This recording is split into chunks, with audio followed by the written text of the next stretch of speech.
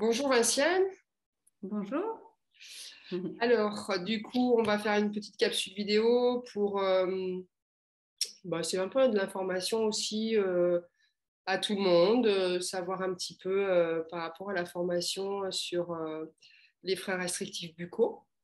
Donc, interviewer un peu tous les professionnels de santé qui ont fait cette formation et puis qui puissent un peu dire ce que ça leur a apporté au milieu, en fait, au niveau personnel et puis au niveau aussi professionnel. Donc, au démarrage, est-ce que tu pourrais nous dire, toi, te présenter déjà?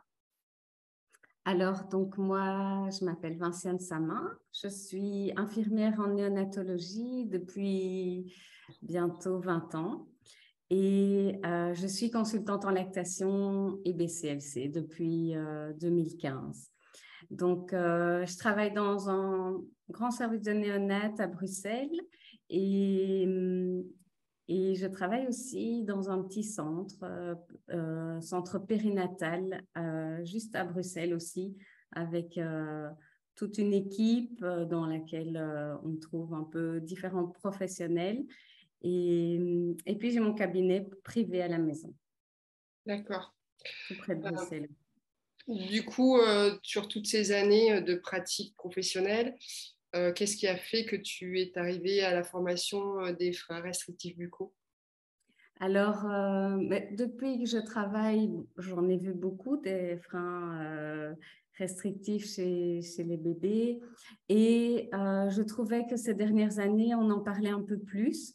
Quand on allait à un congrès, on entendait, il y avait de plus en plus de sujets consacrés aux freins restrictifs buccaux. J'avais suivi aussi Caroline Deville depuis ses débuts, en fait. Quand elle a commencé à s'intéresser à l'allaitement. Et petit à petit, j'ai voulu me former à ce niveau-là. J'adore me former et je me suis dit quelles sont les formations possibles et là, j'ai su que Caroline Deville proposait la formation. Donc, c'est à ce moment-là que j'ai commencé lors du premier confinement 2020. Et et voilà, maintenant je suivis le deuxième cycle et c'est intéressant. Ben, alors, qu'est-ce que ça t'a apporté au niveau de ta pratique?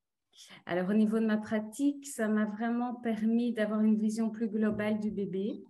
Euh, Lors de mes consultations, je trouve que je le regarde vraiment plus dans sa globalité. Évidemment, il y a toute la dyade maman-bébé, mais le bébé, je vais aussi bien faire attention à son comportement, à la façon dont il tète, à la façon dont il dort. J'avais aussi, oui, sa façon de respirer, son positionnement. En fait, oui, j'ai vraiment une vision plus globale du bébé et ça m'apporte beaucoup dans ma façon alors de proposer des solutions aux mamans. Ok. Et donc, tu travailles en pluridisciplinaire au niveau de la clinique? Oui, au niveau de la clinique, donc au centre néonatal, on a déjà un ostéopathe qui passe voir les bébés. Et alors, je travaille en binôme avec une pédiatre qui est formée dans tout ce qui est freins restrictifs buccaux. Ah, c'est super, vous avez une bonne équipe. Oui, on a une bonne équipe. Voilà. Et est-ce que toi, il y a des choses sur des diades mère-bébé où tu essayais voilà, d'arranger, de trouver des solutions à des mamans qui avaient des douleurs, etc. et où tu calais un petit peu. Et est-ce que tu as vu des différences en fait? Est-ce que tu as par rapport aux frénectomies? Mais ce qu'il y a, c'est que avant la formation, peut-être que je restais plus souvent avec un petit problème non résolu. Euh, une douleur ou bien un bébé qui n'évoluait pas suffisamment. Et puis ici, vraiment, quand c'est vraiment nécessaire, alors, et qu'on envoie le bébé faire sa frénectomie, hop, il y a un coup de pouce qui est donné et on a des bons résultats. Mhm. D'accord. Vous, c'est les logopèdes qui travaillent en Belgique et les orthophonistes. Oui, les Logopèdes. logopèdes. Et vous avez aussi logopède en clinique? Alors, à la clinique, il y a aussi une logopède, oui. Il y a toute une équipe qui s'est mise en place. Super. Donc, il y Mhm. a un suivi global du bébé, en fait. Oui, suivi global du bébé et évidemment, on les détecte très tôt, hein, puisque on les voit dès le départ.